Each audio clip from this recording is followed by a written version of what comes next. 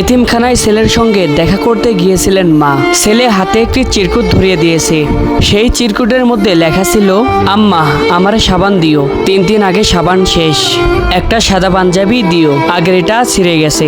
ইফতারে বুট মুড়ি দেয়, রাইতে ভাত দেয় না, সেহরিতে ভাত দেয়। আমার জন্য কিছু খাওয়া নাই নো, ভালো খাওন।